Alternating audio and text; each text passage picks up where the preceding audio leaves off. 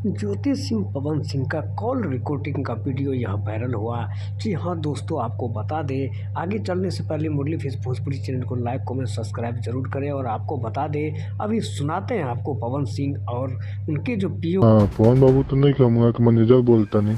जैसे कि दीपक सिंह बोलते नहीं क्या होगा? ना अमित सिंह बोलता नहीं। अच्छा, अमित सिंह बाबू कहते नहीं कि पवन जी फोन काहे नहीं उठावत?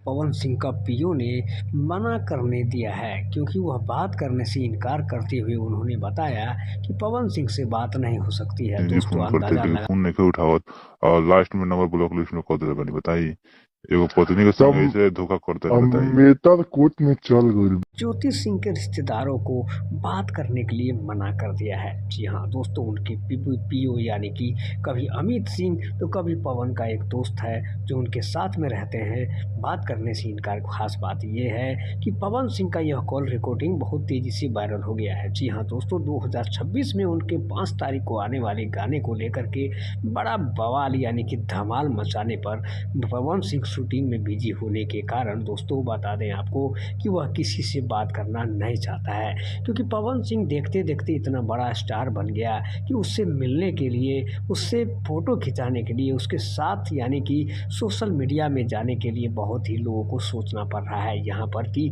न्यूज़ चैनल या फिर मीडिया कर्मी को भी उन्होंने टाइम नहीं देने के कारण पवन सिंह बहुत बड़े स्टार बन गया है। जी हाँ दोस्तों, आपको बता दें, जहाँ पर उनकी धर्मपत्नी ज्योति सिंह की बहुत बड़ी सोच से उनके आगे निकलने की वजह से बहुत परेशान होने लगी है। ज्योति सिंह का कहना है कि पता नहीं आगे चल कर के क्या होगा नहीं होगा, मेरी ज़िंदगी मेरी लाइफ में क्या होगा, ये बहुत सोच कर बहुत दिन रात टेंशन में रहने लगी है। ज्योति सिंह बहुत अच्छे खासे परिवार होने के नाते दोस्तों आपको बता दें, लाइफ